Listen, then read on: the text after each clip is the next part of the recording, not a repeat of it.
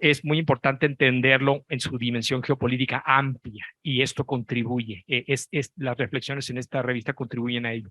Tiene una tercera sección, Estados Unidos ante el nuevo orden internacional, analiza su papel como potencia hegemónica, los cuestionamientos a esta hegemonía, los retos que enfrenta y, por supuesto, las nuevas rivalidades geopolíticas, particularmente con China, bueno, y el asunto, por supuesto, de Rusia.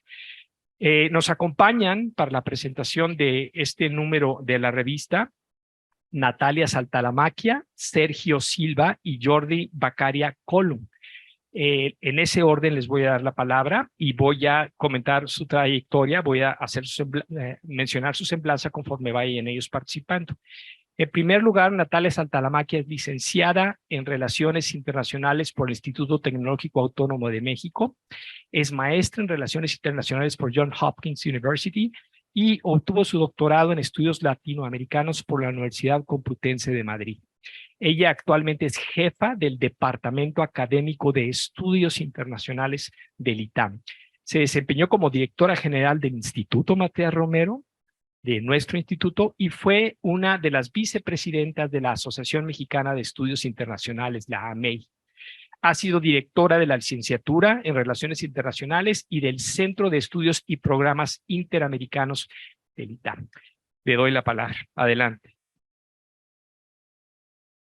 Bueno, muchísimas gracias por la presentación. Me da muchísimo gusto estar de vuelta en el Instituto Matías Romero y además me alegra tener a muchos de los estudiantes de la carrera de Relaciones Internacionales del ITAM aquí presentes en el instituto. Hay muchos temas en esta revista, como ya se anunció. Yo me concentré en aquellos artículos que tienen que ver con la política exterior de 3 países sudamericanos.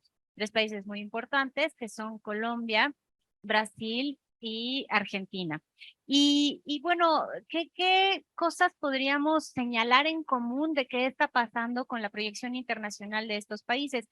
Piensen que en los 2 casos de Brasil y de Colombia, los artículos están hablando sobre presidencias que se estrenaron hace poco, ¿no? La presidencia de Lula, la presidencia de Petro.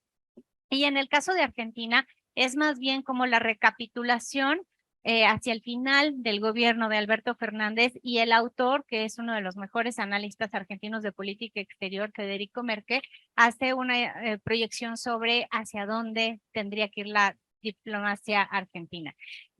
Evidentemente podría contarles uno a uno los artículos, pero lo que me pareció más interesante es encontrar hilos conductores entre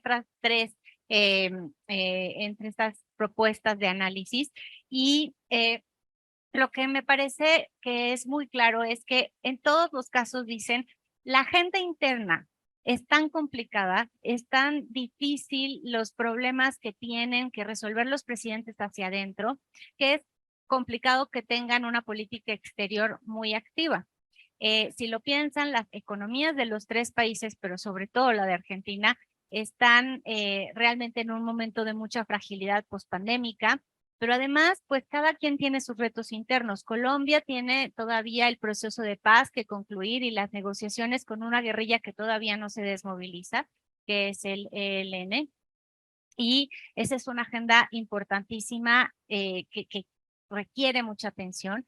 En el caso de Brasil, ustedes saben que Lula ganó, pero ahora sí que por poquitito, y la verdad es que los bolsonaristas se insurreccionaron incluso, recordaron ustedes, a hacer desmanes en el Congreso, en el Palacio de Planalto, y hay una enorme polarización interna y hay muy poco consenso hacia adentro del país respecto a cuál debe de ser la dirección.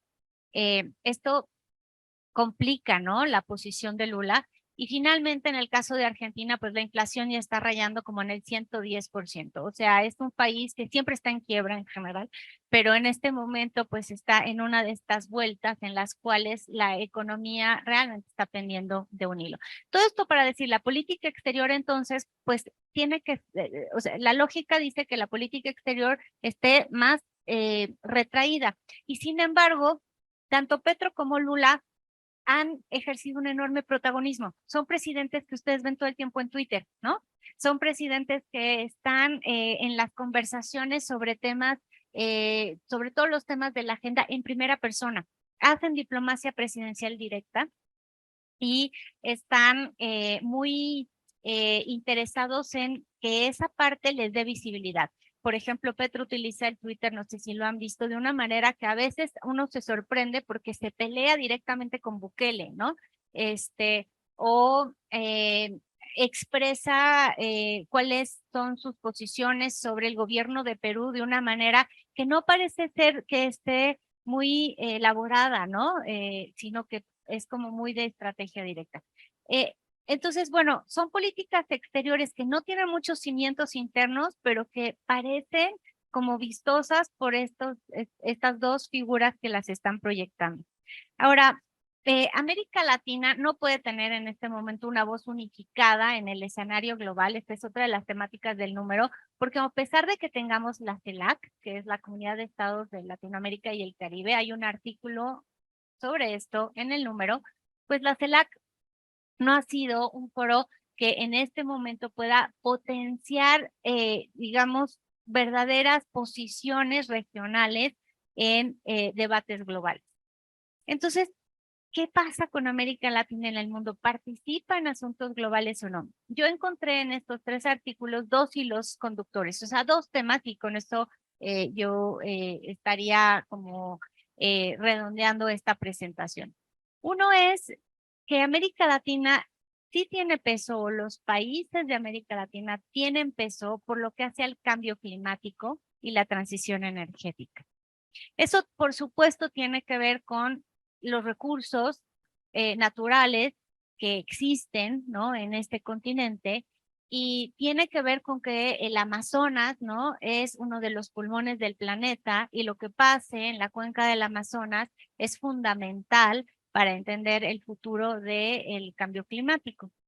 Y de los 2 países mencionados, pues 2 bueno, desde luego Brasil es obviamente el primordial, pero también Colombia, ¿no? Tiene una parte de la Amazonía. Y en los 2 casos hay políticas exteriores que subrayan el tema del cambio climático, o sea, de que una de los activos que tienen estos 2 países para tener algún peso en el mundo es proponerse como responsables, países responsables en esta agenda del cambio climático, y países que pueden contribuir positivamente en las negociaciones. En el caso de Brasil, Lula, desde que era ya presidente electo, no sé si recuerdan, se presentó en la COP, ¿en qué número de COP vamos? En la COP 29, ¿no? En Egipto, y dijo, bueno, olvídense de Bolsonaro, vamos a hacer una... Bolsonaro se había realmente deslindado de la agenda de protección del Amazonas, entonces él dice, voy a recuperar una agenda que es proambiental, y ofrece además que Brasil sea la sede de la siguiente COP. Y este es un ejemplo de cómo, en efecto, hay una ventaja comparativa en las negociaciones para un país como Brasil si decide tomar el liderazgo, porque tiene mucha incidencia en la práctica las decisiones que puedan tomar en Brasilia. Pero también Petro es muy interesante, tiene una agenda climática, al menos en el discurso de su política exterior, porque nos dice la autora Sandra Borda que todavía ella no ve que se haya podido hacer algo muy concreto, pero el discurso de la política exterior colombiana es potencia mundial de la vida, ¿no? Colombia, potencia mundial de la vida. Y lo que dice Petro es, sí estamos dispuestos a prescindir de la renta petrolera. O sea, estamos dispuestos a dejar de hacer exploraciones que continúen con la apuesta por los hidrocarburos y pasar a las energías limpias o energías renovables. Y además lo que él dice es, este es un subcontinente donde tenemos un derroche de posibilidades para tener energía solar, energía eólica, hidroeléctricas. Entonces, la matriz energética de Sudamérica debería de ser de energías renovables, y deberíamos tener un mercado regional de energías renovables. Entonces, esa es otra coincidencia. Me parece interesante que esté ahí. No hay un artículo sobre Chile, pero Boric está en lo mismo, ¿no? En Chile. En ese sentido, por ejemplo, me parece que la posición de México no es tan clara, ¿no? No tenemos un discurso sobre el cambio climático en este momento que sea así de comprometido como trata de serlo, porque a veces no se ejecuta en el caso de Colombia, Brasil o Chile, decía yo. Y para Argentina, el autor que habla sobre Argentina dice lo mismo, hay que estar mirando la transición energética y la buena noticia para Argentina es que tenemos muchísimo litio y tenemos gran capacidad de producir hidrógeno verde, hidrógeno limpio. Y esa es una forma, ¿no? También de cambiar la matriz energética desde el carbono hacia estas tecnologías. Y el autor dice, la apuesta de política exterior de Argentina es el desarrollo sustentable, verde, y además un desarrollo que tiene que ver con buscar elementos para el crecimiento económico afuera, dado que siempre el país está en esta situación económica crítica. Pero digamos, esta es como el hilo conductor. Hay una posibilidad para América Latina de pesar en el mundo si en la agenda del cambio climático somos activos, propositivos y mostramos además que tenemos estos recursos alternativos para cambiar el modelo productivo. Y el segundo tema, y con este iría cerrando mi comentario, que yo vi como hilo conductor de las tres políticas exteriores, es cómo se posicionan estos países en lo que podríamos llamar la geopolítica de los alineamientos internacionales. Es decir, esta discusión sobre si estamos yendo a la bipolaridad China y Estados Unidos, sí o no, y si sí, ¿a quién le vamos? ¿A Melón o a Sandía? Y si no, o a lo mejor no tendríamos que estar con ninguno, ¿no? Entonces, los artículos de Foreign Affairs, no solo estos tres, sino otros que están en diálogo ñ, se dedican a entender esto un poco también planteando que esa definición es lo que se ha visto en las posiciones frente a la guerra de Ucrania, ¿no? Entonces, básicamente hay dos ideas. Sí, hay dos visiones. Hay que escoger entre Estados Unidos o China. Esa es una visión. Otra visión es, no hay que escoger. Tendríamos que jugar al no alineamiento activo en América Latina. Tendríamos que no quedarnos atrapados, dice Merkel, no quedarse atrapado dentro de un grupo, no asumir compromisos costosos y rechazar todo intento de internalizar una mentalidad de guerra fría. O sea, esta otra opción que se habla mucho en América Latina, en las capitales de América Latina, es no compremos el pleito. No tenemos que estar necesariamente alineados sistemáticamente con uno de los dos campos. Escojamos a dónde queremos estar dependiendo del tema que se trate. Y frente a esa posibilidad, lo que se ve aquí es que por lo menos los gobiernos tres que les estoy mencionando escogen la opción de no alineamiento. Y por eso vemos políticas exteriores ambiguas frente a Ucrania. Entonces, déjenme recuperar aquí la página 40 para leerles textualmente sobre Petro. Dice Sandra Borda y Gabriel Silva, aunque en la práctica diplomática Colombia ha estado alineada con Estados Unidos y en foros multilaterales ha votado a favor de las condenas a Rusia por su invasión a Ucrania, el discurso del presidente Petro ha mostrado una posición de neutralidad e incluso en ocasiones de señalamiento a Occidente como responsable de la guerra. Y la verdad que nos suena conocido, ¿no? Hay una cosa que es bien interesante. A lo mejor podemos también pensar nuestra política exterior tomando en consideración qué están haciendo otros países latinoamericanos. Y cuando tratamos de entender qué hace México, lo que yo leí aquí es que México no está haciendo nada muy distinto a lo que está haciendo Brasil, lo que está haciendo Venezuela, perdón, Colombia o Argentina en este tema de la guerra de Ucrania. En el caso de Argentina, el autor nos dice,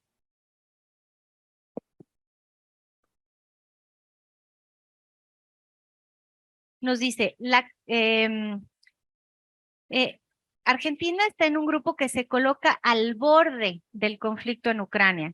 Condena la invasión, pero evita adoptar sanciones contra Rusia y trata de diversificar sus redes en lugar de tener que elegir un bando.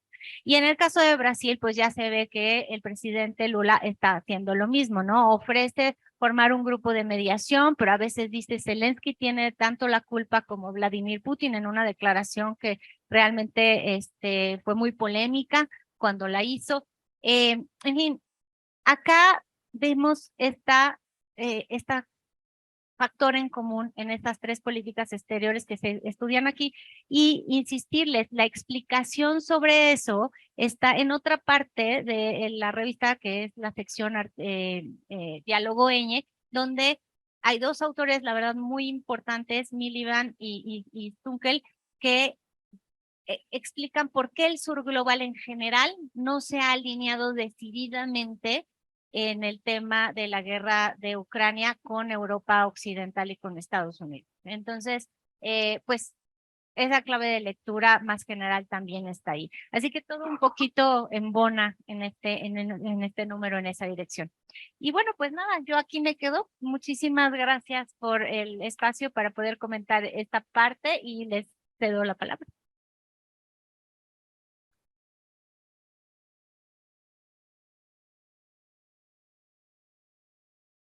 Muchas gracias por sus apreciaciones, doctora Saltalamaquia. Yo nada más diría que por ahí, precisamente cuando un régimen político, cuando un gobierno está cuestionado internamente, una de las herramientas a que a veces acuden para legitimarse es la política exterior. Entonces, por ejemplo, hay autores que dicen que Lula claramente está jugando esa carta, tiene problemas internos, entonces utiliza la política exterior como herramienta para legitimar su gobierno. Pero en fin, es parte de la discusión que tenemos. Ahora le voy a pasar la palabra a Sergio Silva. Sergio Silva es licenciado en Economía por el Centro de Investigación y Docencia Económicas, es maestro en Historia en América Latina y doctor en Historia de América Latina por la Universidad de Harvard. Actualmente es investigador en el Banco de México, fue director del programa de licenciatura en Relaciones Internacionales del Instituto Tecnológico Autónomo de México y entre sus temas de interés se encuentra historia y procesos políticos de Estados Unidos y política de América Latina. Adelante, por favor. Muchas gracias. Bueno, pues muchas gracias al Instituto Matías Romero por la invitación. Para mí también siempre es un gran gusto venir por aquí y ver a viejos amigos, viejos porque la amistad es vieja, ¿no? Que yo también. Y bueno, gracias a la revista Foreign Affairs Latinoamérica por invitarme a presentar este número. También es una publicación de la que he estado relativamente cerca, sobre todo en mis años del ITAM, y desde que salí del ITAM, pues trato de mantener algún contacto más allá de lo personal con la revista. Y cuando a uno le invitan a presentar una revista, un libro, creo que de lo que se trata es que más o menos les cuente por qué creo que hay que leer esta revista. Evidentemente, creo que hay que leerla y tiene mucho que ver con lo que decía Miguel Ángel al principio.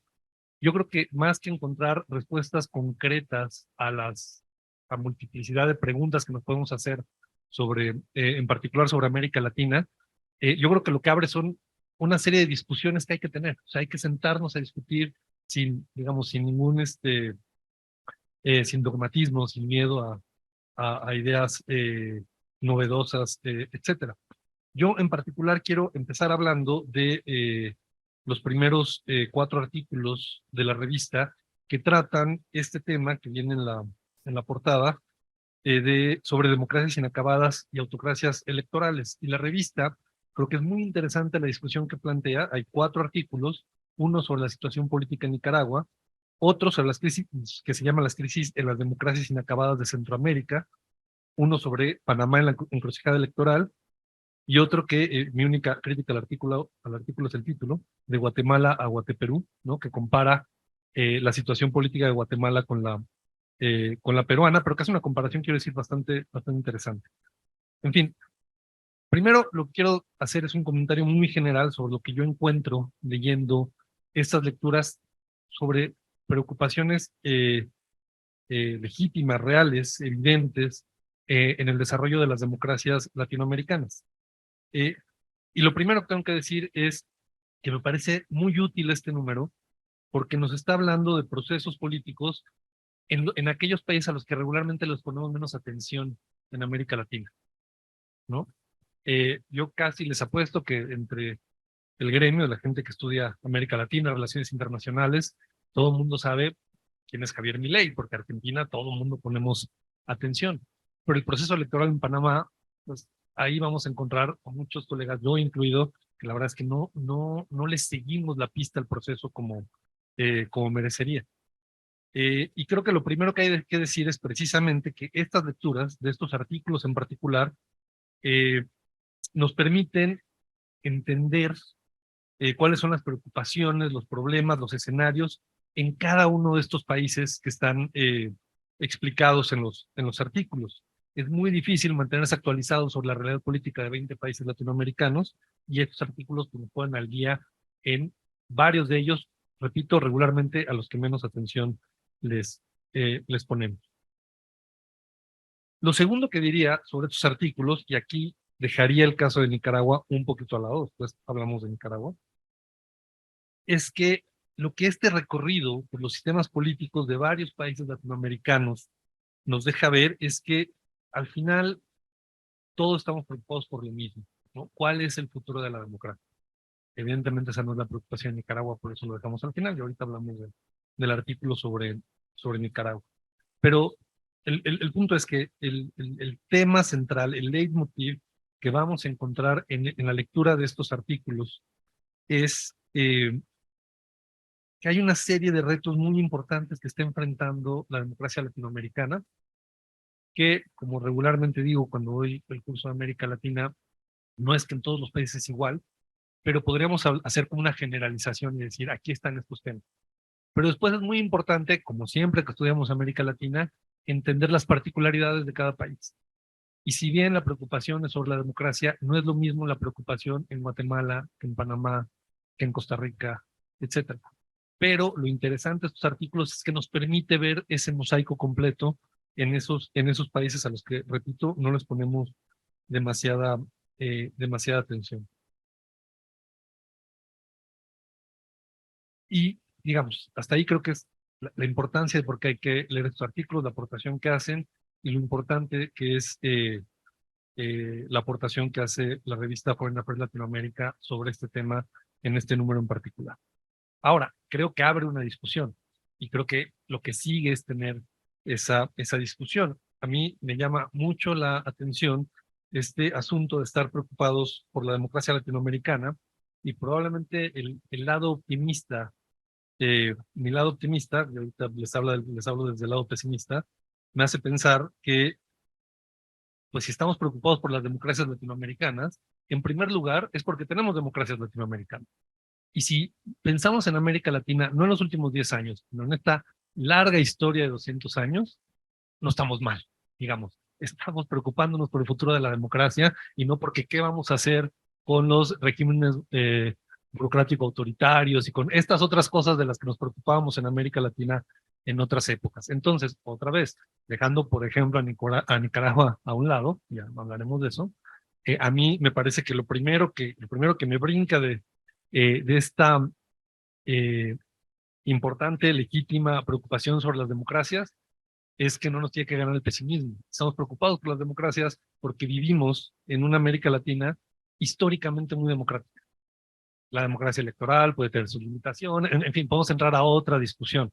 Pero si comparamos América Latina hoy con América Latina, vamos a decir hace 50 años, qué bueno que estamos preocupados por la salud de las democracias latinoamericanas y no por otras cosas. Y después hay que meternos, digamos, en las particularidades de los casos que describe cada artículo, ¿no? Y ahí creo que encontramos también patrones interesantes que si los vemos desde esta perspectiva histórica, donde al final la democracia en América Latina, pues ni modo, es una especie de anomalía histórica porque es un periodo relativamente pequeño de la historia latinoamericana, pues también tendremos que, digamos, poner en perspectiva estas preocupaciones, ¿no? Por ejemplo, el artículo que hace la comparación sobre Guatemala y Perú de Alberto Vergara y Aarón Quiñón, me parece un artículo muy interesante que describe muy bien los retos de la democracia en Guatemala o en Perú. Me parece muy interesante cómo pone los problemas peruanos a la luz de lo que ha pasado en Guatemala, pero también hay que decir que difícilmente es una novedad. O sea, la democracia en Guatemala o en Perú siempre han sido problemáticas. De hecho, decir democracia en Guatemala es un poco complicado y ahorita me detengo un poco más en eso. Lo de Panamá y Costa Rica, eh, que vienen en el artículo de José Ignacio Piña y en el artículo de Cristina Eguizábal, me parece también interesante, pero están en otro nivel. Para mí, los problemas que están describiendo los autores de la democracia en Panamá y en Costa Rica son problemas casi inevitables de cualquier democracia. Los sistemas de partido cambian, hay sectores de la población que de pronto no están representados y van a pelear por ser representados en la arena política, y eso implica una serie de modificaciones al sistema político, y siempre va a haber un establishment político que se va a resistir a esos cambios. Pero eso me parece que es algo que tenemos que esperar de los procesos democráticos, aunque ciertamente esto entraña riesgos porque es lo natural. Y finalmente, cuando leo la descripción que hacen los autores sobre lo que pasa en Honduras y El Salvador, creo que ahí el problema pues va más allá del problema de la democracia. No es que la democracia hondureña y la salvadoreña están en problema.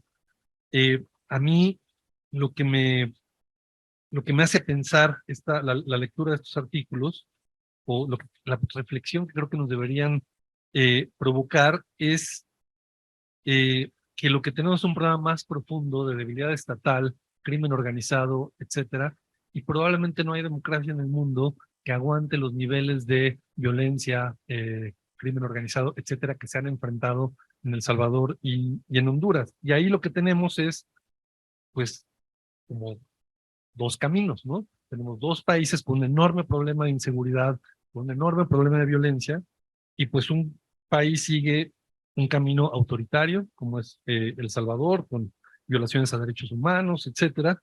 Y en el otro parece que tenemos un gobierno que pretende ir por otro camino, pero que está básicamente acotado por un Estado, como lo describe la autora Cristina Izábal, previamente cooptado por el crimen organizado. Y eso es por supuesto que es un problema democrático, pero creo que el problema va más allá. ¿Cómo le hacemos para para resolver problemas tan profundos, eh, para resolver problemas tan profundos, tan complicados, sin afectar a la democracia? Creo que en el caso de El Salvador y de Honduras, yo personalmente no veo solución, y de hecho, con todo que va, digamos, contra buena parte de mis instintos políticos, me cuesta mucho trabajo como criticar, juzgar, regañar a esa parte de la población salvadoreña que está diciendo qué bueno que Bukele está haciendo lo que está haciendo. Porque además es profundamente popular lo que está haciendo, ¿no? Si uno ve las encuestas, y ahí es donde más que juzgar a los salvadoreños porque ya pusieron ahí a un líder autoritario, hay que pensar cuáles son los otros caminos precisamente para evitar seguir esa ruta. El punto que quiero hacer aquí, digamos, haciendo un recorrido rápido sobre todas las aportaciones de los autores, es que si bien evidentemente hay que preocuparnos, por ejemplo, por los efectos que el crimen organizado puede tener sobre la democracia, y está el caso de El Salvador, el caso de Honduras, creo que lo que tenemos que aprender es que hablar de democracias inacabadas a lo mejor no es la mejor forma de abordar los problemas de la democracia, porque al final la democracia nunca está acabada. La democracia es un proceso eh, eterno. Es imposible no reflexionar sobre esta idea de la democracia inacabada como historiador. Al final, no se me ocurre un país del mundo donde la democracia esté acabada. Y si en un país del mundo la democracia está acabada, a lo mejor hay algo que no estamos entendiendo, o lo que nos falta es ver los siguientes capítulos de lo que vamos a ver que no estaba acabada. Tenemos sociedades dinámicas, y en ese proceso de cambio siempre esas sociedades van a exigir cosas diferentes del sistema político y la democracia tiene que evolucionar en ese sentido. Entonces, a mí, cuando estaba leyendo esto y pensando algo medianamente inteligente que decir sobre estos artículos, me acordaba cuando a los 7 años mis papás me llevaron a ver El regreso del Jedi al cine. La película termina con la derrota del Imperio Galáctico y todos hacemos fiesta porque ya está, ya se acabó el problema, todos felices, cada quien a su casa, a vivir de la libertad y la abundancia y demás, ¿no?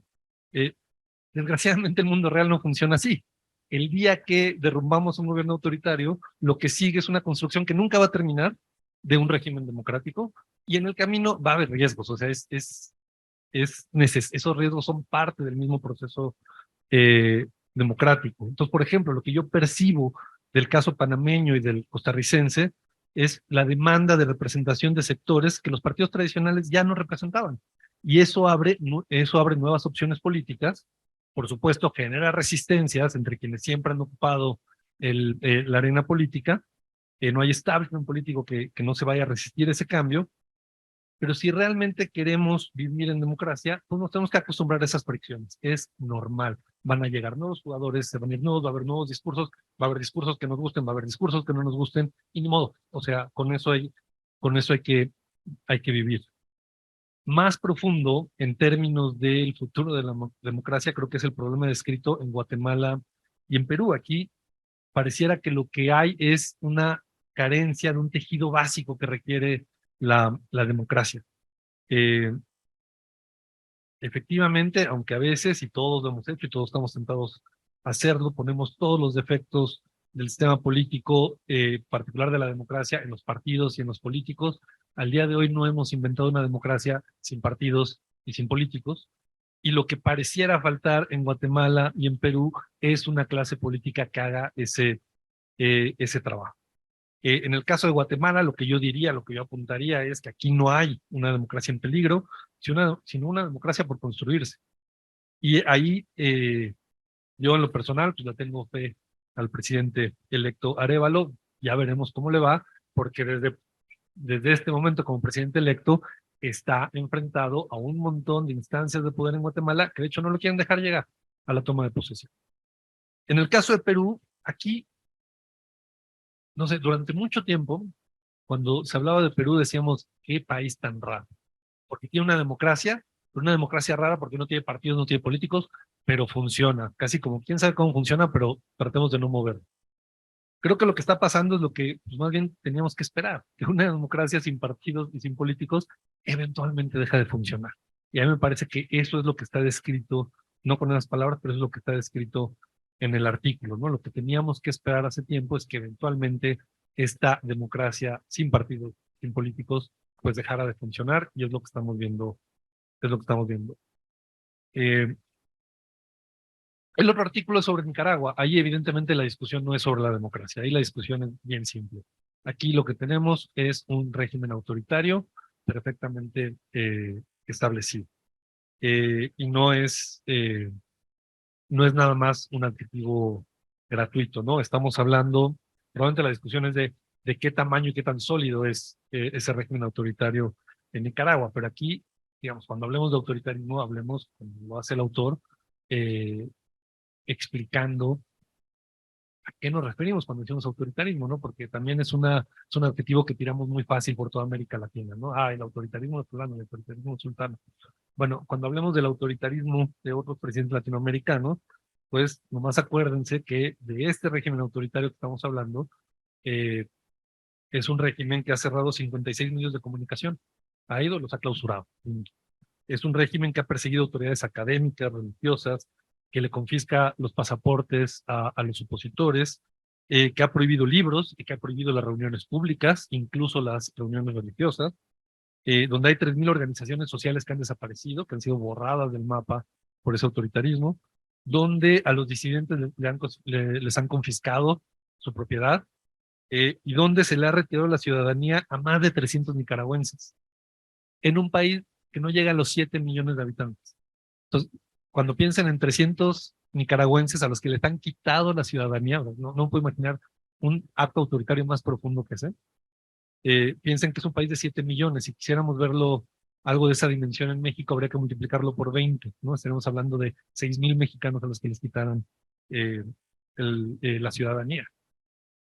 De eso hablamos cuando hablamos de autoritarismo. Lo demás son, digamos, conflictos políticos.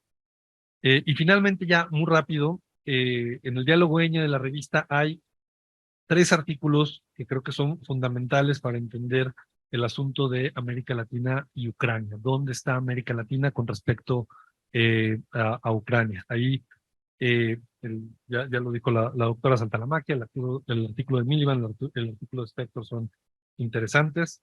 Los solicito porque están de acuerdo con el artículo de Natalia y mío en la versión web de la página. Pero yo apuntaría al otro también, creo que es muy importante, el artículo de Oscar Arias sobre construir la paz, porque ni modo, o sea, yo entiendo que a veces queremos ser idealistas, queremos que los buenos ganen sobre los malos y demás, y casi todos tenemos una idea muy clara de quién es el bueno y quién es el malo en esa guerra. Pero cuando hablamos de construir la paz, eso requiere hablar también con los malos. Eso requiere también sentarnos y, ni modo, va a haber que sentarnos con Putin a la mesa. ¿Es eso o asumir que Ucrania puede derrotar por completo a Rusia con los enormes costos que eso tiene? Hay un artículo en Foreign Policy de Stephen Walt esta semana que básicamente habla de esto, como de la dimensión moral, y dice, sí, todos estamos de acuerdo en quién es el agresor, en quién empezó la guerra, estamos de acuerdo en esto, pero no se nos tiene que olvidar el costo moral que implica decir hay que apoyar a Ucrania hasta el final, que probablemente signifique el aniquilamiento de la mayoría de la población joven de Ucrania. Tampoco lo otro es así una cosa, digamos, éticamente perfecta, ¿no? Bueno, yo con eso dejaré mis comentarios y otra vez reitero la invitación a que lean la revista, sobre todo que abre preguntas y nos invita a entrar a estas discusiones. Muchas gracias. Muchas gracias, Sergio. Y les pido una disculpa, pero como observador externo, pues brinca esto, en el espíritu de la revista. ¿Cómo es posible hablar de defensa de la democracia y peligro de la democracia y al mismo tiempo en la lógica esta de división política exterior, política interna, no tomar bando en una invasión de un país a otro, violando claramente el régimen legal internacional, atacando una democracia constituida? Entonces, pues ahí, eso es un dilema, incluso una contradicción. Entonces, sí, preocupados por la democracia, pero al mismo tiempo no tomar partido, ¿no? Cuando empezaste a hablar de autoritarismos, hay que definirlos. Me vino a mente un autoritarismo en Europa, Asia, en el continente. Entonces, sí, hay que hablar de ellos, pero yo sí, asumiendo una posición un poco extrema, ¿no? Yo veo una contradicción por ahí. Pues, sí, un dilema, vamos a ponerlo así. En fin, comentario. Ahora tenemos a Jordi Bacaria. Él es doctor en Ciencias Económicas y Empresariales por la Universidad Autónoma de Barcelona. Actualmente es profesor emérito de la Universidad Autónoma de Barcelona y es director de la revista Foreign Affairs Latinoamérica. Es miembro de FEMICE, es la Red Euromediterránea de Institutos de Análisis Socioeconómico. Fue director de CIDOP, Barcelona Center for International Affairs. Ha sido decano de la Facultad de Ciencias Económicas, director del Instituto Universitario de Estudios Europeos y coordinador del programa de doctorado en Relaciones Internacionales e Integración Europea de la Universidad Autónoma de Barcelona. Fue codirector del Instituto de Estudios de Integración Europea en México. Es una institución que está financiada por la Comisión Europea y el ITAM. Por favor, adelante.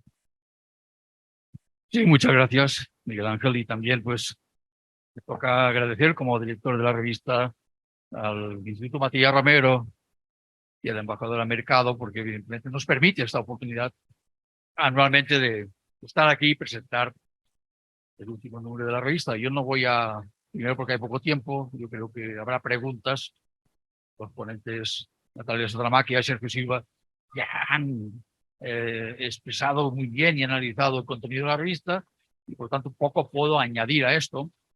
Sí me voy a referir pues a lo que Miguel Ángel dijo al principio, ¿no? Este manifiesto que nosotros tomamos de Foreign Affairs, porque en realidad Foreign Affairs Latinoamérica es la versión en español de Foreign Affairs. Este manifiesto que nació pues hace 101 años, cuando nació la revista Foreign Affairs, que es la responsabilidad es de dar la oportunidad, ¿no? A expresar las opiniones. Nosotros no somos responsables de las opiniones, pero sí somos responsables de estas opiniones que publicamos. Y ahí sí que la responsabilidad última, como siempre, es del director. Ahí sí que el director es el que tiene que, bueno, en un trabajo a veces muy agradecido, pero a veces también muy ingrato, porque no puedes dar cabida a todas las opiniones, pero sí tienes que tomar una línea de editorial, y yo creo que ahí queda muy bien expresada también en la revista, y la pueden encontrar en todas las revistas, que son los criterios éticos de la publicación. Hay pocas revistas que tengan en su interior criterios éticos, y ahí sí que esta es la línea que intentamos tomar, ¿no? Por tanto, yo creo que aquí, más que presentar el último número de la revista, que estamos en la Feria del Libro, y ahí, ¿y qué hace una revista en la Feria del Libro? Pues es mucho más que un libro. Es decir, lo interesante de una revista, y ayer también pude seguir las presentaciones de los libros, y evidentemente de gran calidad y de gran importancia, pero la revista siempre es actual. Es decir, lo que buscamos también en la revista, y fíjense ahí la oportunidad que tenemos de buscar temas que estén en la línea del debate actual, ¿no? Un libro a veces es muy importante cuando sale y luego, si no se actualiza, queda obsoleto. La revista nunca queda obsoleta. La revista, en cada número, toca los temas que hay que tratar, ¿no? Y esto yo creo que es lo importante de la revista. Y por tanto, también mi misión hoy aquí es, primero, que vayan al stand de Foreign Affairs. Ahí encontrarán números pasados que no son pasados, es decir, porque sigue siendo una fuente de análisis. También la suscripción a la revista, y sobre todo en línea, les permite llegar a todo el fondo. Es decir, una revista que este año cumple 23 años, estamos ya casi al cuarto de siglo. No es fácil, como ustedes saben, mantener una publicación en papel, además, que si sube el precio en papel, que si hay déficit de papel. No, lo que nos falta es papel y nos sobran autores, ¿no? Evidentemente, yo creo que esto es, nos gustaría ser una revista bimestral, como es la revista Foreign Affairs, ¿no? Ahí los recursos son escasos, ¿no? El papel también es escaso, pero sí tenemos suficientes autores y intereses para poder publicar. También apuntar, ya para hacer alguna referencia también a este número, y Sergio y Natalia se han referido antes al artículo de David Miliband. Bueno, David Miliband, ¿quién es David Miliband? Pues es el hijo de Ralph Miliband, que en mi generación, y en esta generación a la cual, pues, yo un poco más tarde, pero viví, era uno de los historiadores y los marxistas más importantes. Y el hijo David Miliband, pues ha estado secretario en los gobiernos laboristas, y actualmente pues, sigue estando en el Partido Laborista, y tiene una visión, digamos, de izquierdas, ¿no? Entonces, ¿y qué hace una visión de izquierdas en una pista como Foreign Affairs? Pues esto que hemos dicho antes. Lo que importante es que se puedan expresar las ideas, y que evidentemente pues podamos agrupar, ¿no?, en ese número, ese conjunto de ideas. Quiero decirles que Ralph Miliband, que en su nacimiento se llamó Adolf Miliband, tuvo que cambiar su nombre porque evidentemente tuvo que huir de la Europa nazi, de Bélgica, donde él nació, y evidentemente no podía estar con el mismo nombre que Adolf Hitler. Entonces, el nombre de Ralph es porque lo cambió para no llamarse como Adolf Hitler, ¿no? Que eso es interesante. Bien, solo para que ustedes pueden también intervenir el debate, dos cosas que Sergio pues, se ha referido es a la salud, ¿no? A la salud de las... Fíjense, sí que nos importa la salud de las democracias siempre, ¿no? Es como nuestra salud. Y cuando hay síntomas de algo, mejor que nos tratemos para evitar que luego estos síntomas sean inevitables y sobre todo irreversibles. Por eso nos preocupa la salud de la democracia de todos los países. Y por eso nos preocupa la salud de la democracia en América Latina. ¿Son inacabadas? Sí. Por ejemplo, pues hay que buscar quizá una mejor reflexión. Siempre la democracia sigue siendo el mejor de los sistemas, aunque no sea perfecta, ¿no? El índice de democracias de The Economist habla de incompletas, también habla de sistemas híbridos, y democracias plenas. Y como yo vengo de un país donde a los políticos se les llena la boca de la democracia plena, pero luego te encuentras, y lo veremos la próxima semana en España, y tampoco hay democracias plenas. O sea, ¿qué significa una democracia plena? Pues una perfecta separación de poderes, donde no haya una represión, donde hay una libertad de expresión. Y evidentemente esto es muy difícil de alcanzar, pero es el objetivo, y esto también es el objetivo que tiene la revista, contribuir a esos debates. Por lo tanto, para no alargarme más y que ustedes puedan hacer preguntas en este espacio que tenemos, pues acabo aquí. Agradezco de nuevo pues al Instituto Matías Rameros para esta oportunidad, y vayan, compren, suscríbanse a la revista Foreign Affairs Latinoamérica, que es lo que hoy también me toca hacer aquí como director del comercial. Muchas gracias. Muchas gracias al doctor Jordi Bacaria. Tenemos algo de tiempo para preguntas del público. Si alguien desea hacerla, por favor levante la mano para ubicarlos. A ver, tenemos una, dos, si nos ayudan con el micrófono. Adelante. Muchísimas gracias y muchas felicidades a todos los expositores. Bueno, mi nombre es Rafael, soy un alumno de la Universidad Iberoamericana, estudio un doctorado en Ciencias Políticas y Sociales. Y bueno, mi pregunta es sobre, bueno, la política interior y, bueno, ¿qué opinan sobre el proceso electoral que se avecina en México? ¿Cuál es el estado de la democracia mexicana? Bueno, tenemos en el tablero tenemos dos opciones. ¿Qué opinan sobre esta? Pues literal tenemos nada más dos postres, ¿no? La gelatina o, o el atole, ¿no? O sea, ¿qué nos toca, no? O sea, ¿qué opinan sobre el estado de la democracia actual, lo que se viene para México y si consideran que se trata de una democracia o que estamos pues en el borde, ¿no? De la democracia mexicana? Muchas gracias. Vamos a tomar de una vez la otra pregunta, ¿sí? Y luego pasamos a respuesta.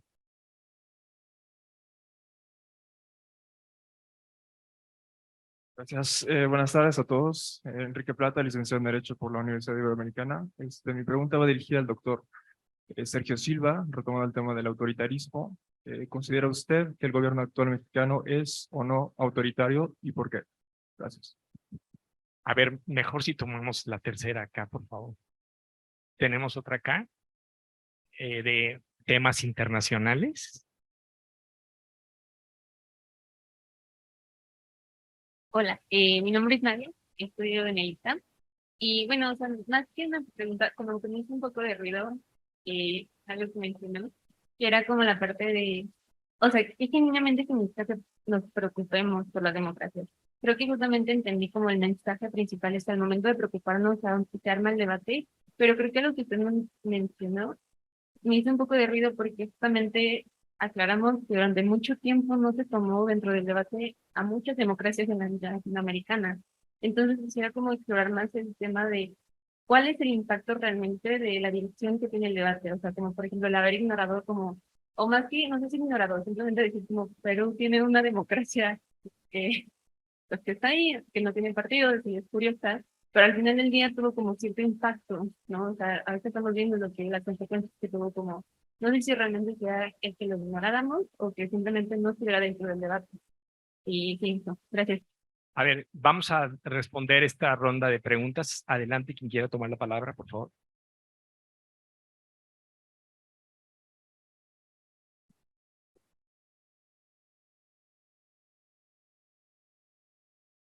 Bueno, a ver, ¿cuál es la salud de la democracia en México? Hasta donde yo tengo entendido, el próximo hay una elección. Hasta donde yo tengo entendido, no se han cerrado medios de comunicación.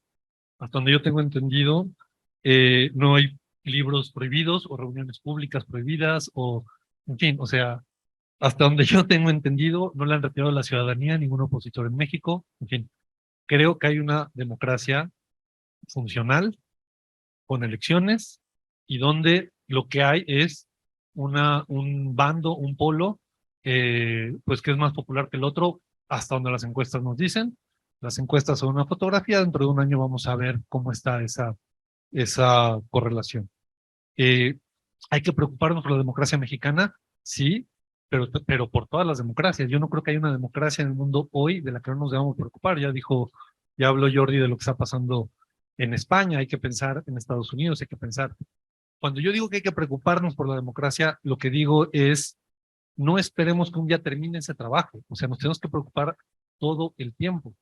Y lo que significa es, pues asegurémonos o tratemos de asegurarnos que siga habiendo competencia, que siga habiendo participación, que siga habiendo, pensemos qué es lo que nos toca a cada uno para que esa democracia siga funcionando. Para mí no hay mayor enemigo de la democracia que el cinismo o las ganas de no participar o el decir todos los políticos son malos, entonces a mí ya no me importa la política. O sea, yo creo que el comprometernos, participar y demás fortalece a la democracia. Y a mí, cuando me empiezo a preocupar por la democracia, por ejemplo, me preocupa cuando cuando oigo estos argumentos sobre todos son iguales, no, la verdad es que no lo son, desgraciadamente no lo son. Y no estoy diciendo ni siquiera si hay unos mejores que otros, representan cosas diferentes y hay que pensar en con qué nos representa y con qué nos gustaría participar. A mí me parece que la democracia mexicana hoy es una democracia funcional, con todos los problemas que eso implica, porque eso implica necesariamente fricciones sociales. Si lo que queremos es un país donde no haya oposición, disidencia, etcétera, entonces no estamos pensando en una democracia. O sea, aquí hay un gobierno, hay una oposición, el debate es el que a mí me gustaría, pues no, o sea, a mí me gustaría un debate que estuviera en otro lado, ¿no? Que estuviera más en las soluciones, en las políticas públicas, etcétera. Pero el debate es lo que es, ni modo. Hay cosas que me gusta que hace el gobierno mexicano y hay cosas que no, hay cosas que me gustan que hace la oposición, hay cosas que no. Eso es una democracia. Y al final lo que uno hace es, mientras haya reglas electorales medianamente aceptables, mientras haya opciones por las que uno pueda votar que más o menos representan estos sectores de la sociedad, pues lo que nos queda es pensar qué es lo que nos representa, dónde queremos participar, etcétera.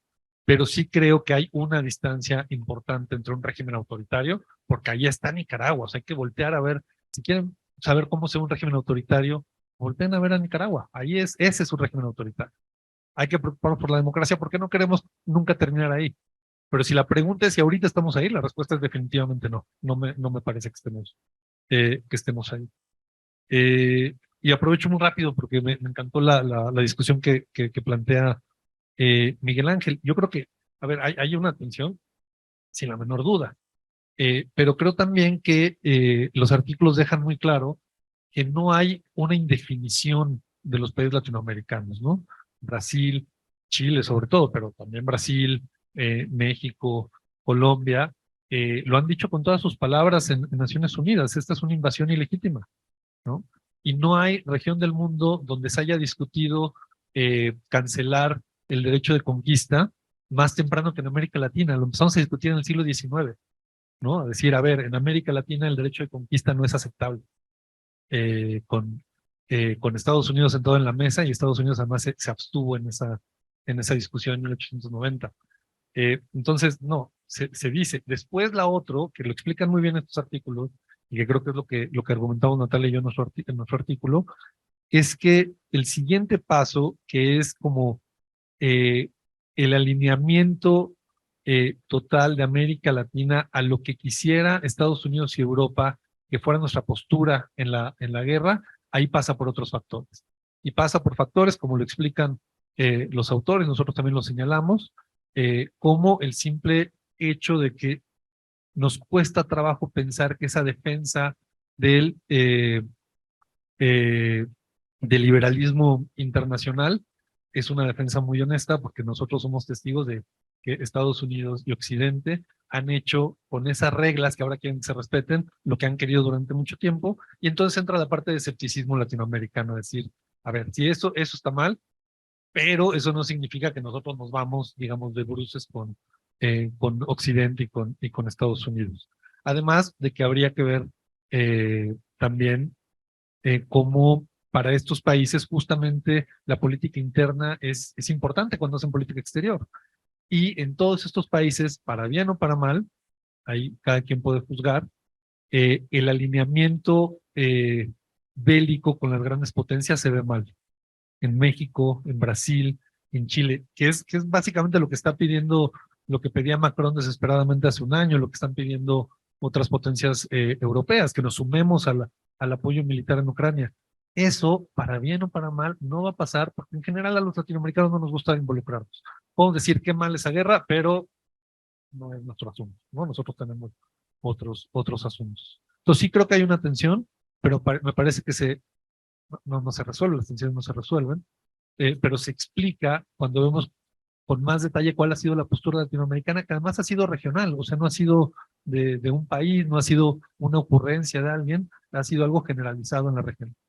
Gracias. Adelante, ¿quieres agregar algo? Y no, en relación también a lo que dijo Miguel Ángel y ahora intervenido Sergio Silva, y además como en mi posición europea, por supuesto, ¿no? Que también, por lo menos hasta ahora mi pasaporte es de ciudadano europeo. Déjame decir que sí hay algo que yo creo que es muy fácil de entender. Una cosa es la condena y otra cosa es la sanción. Es decir, todo el mundo condena el asesinato, menos los terroristas y el crimen organizado. Pero toda la sociedad condena el asesinato. Pero no todos estamos de acuerdo en cuál debe ser la sanción. Mientras algunos defenderán la pena de muerte, otros defenderán otro tipo de sanción. Yo creo que ahí viene la dificultad, ¿no? Es decir, sí, condenamos, y esto ha sido claro y explícito en Naciones Unidas, y ahí la posición latinoamericana, pero luego viene qué hacemos, ¿no? Para hacer frente y acabar, ¿no? con esta guerra y sanciones, militarizar, ¿no? Etcétera. Yo creo que ahí está el dilema. Sobre todo, esta posición latinoamericana, que yo creo que es muy interesante, y además ha salido publicada en Foreign Affairs sobre el no alineamiento activo por parte de Heine y otros autores, y he citado en uno de esos artículos como una posición que puede tener Latinoamérica, que esta posición de no alineamiento activo, que es casi un oxímoron, ¿no? Porque decir, no alineamiento pero activo, ¿no? ¿Qué significa? O sea, no estoy pero estoy. Que no sirva de cobija para tapar otras cosas. Yo creo que esto es lo importante. Bueno, pues estamos ya sobre tiempo. Les agradecemos mucho a los participantes en la presentación de este número de la revista Foreign Affairs Latinoamérica. ¿Cómo andamos? ¿Podríamos tomar más preguntas o ya estamos sobre tiempo? Ya, bueno, ni modo. Muchísimas gracias a todos, a nuestros panelistas y a todo el público asistente. Damos por terminada la presentación. Gracias.